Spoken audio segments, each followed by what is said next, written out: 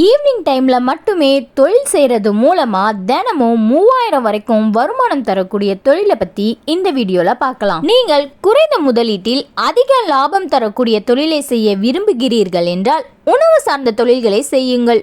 உணவு சார்ந்த தொழிலில் தான் குறைந்த முதலீட்டில் அதிக லாபம் பெற முடியும். நம்பர் 1 நம்ம பார்க்க போறது எக் ரோல் பிசினஸ். நீங்க உணவு சார்ந்த தொழிலை செய்யணும்னு நினைக்கிறீங்களா?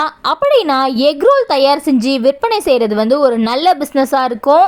இந்த எக் ரோல்ஸ்ல நிறைய வகை இருக்கு. அதுல மக்கள் எந்த வகையை விரும்புறாங்களோ அதை நீங்க தயார் செஞ்சு மாலை நேரங்கள்ல மட்டும் மக்கள் நடமாட்டம் இருக்கக்கூடிய இடத்துல விற்பனை செஞ்சீங்கன்னா தினமும் குறைஞ்சது 3000 வரைக்கும் வருமானம் ஈட்டலாம். நம்பர் 2 இருக்கிறது இளநீர் ஐஸ்கிரீம். சின்ன பிள்ளைங்கள இருந்து பெரியவங்க வரைக்கும் எல்லாருக்குமே ஐஸ்கிரீம் சாப்பிட்றது ரொம்ப பிடிக்கும். இந்த ஐஸ்கிரீமை நீங்க ஆரோக்கியமான முறையில தயார் செஞ்சு விற்பனை செஞ்சீங்கன்னா, அதுவும் இளநீர்ல ஐஸ்கிரீம் செஞ்சு விற்பனை செஞ்சீங்கன்னா நல்ல வருமானம் கிடைக்கும். வித்தியாசமான முறையில் ஹெல்த்தியா ஐஸ்கிரீம் செய்யறதுனால தினந்தோறும் உங்களுக்கு குறைஞ்சது 2500லேருந்து 3000 வரைக்கும் வருமானம் கிடைக்கும். ஆனா நீங்க இந்த தொழில் செய்ய குறைஞ்சது 50000 வரை முதலீடு செய்ய வேண்டியதா இருக்கும். நம்ம 3ஆவதா பார்க்கக்கூடிய பிசினஸ் என்னன்னா ஸ்நாக்ஸ் பிசினஸ். பொதுவாகவே ஈவினிங் டைம்ல எல்லாருக்குமே ஸ்நாக்ஸ் சாப்பிடணும்னு ரொம்ப ஆசையா இருக்கும்.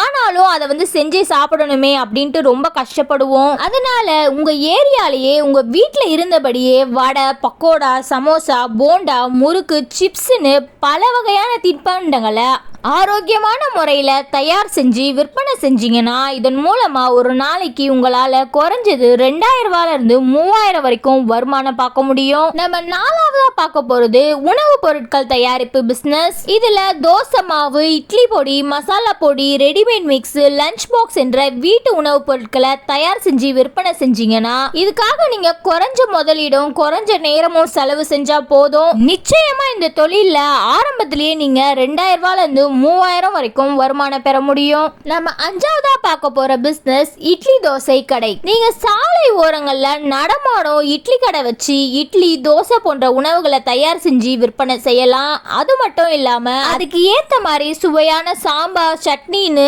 ஆரோக்கியமான முறையில செஞ்சு விற்பனை செய்யறது மூலியமா நல்ல வருமானம் ஈட்ட முடியும். ஆனா இதுக்கு குறைஞ்சது 15000 முதலீடு தேவைப்படும்.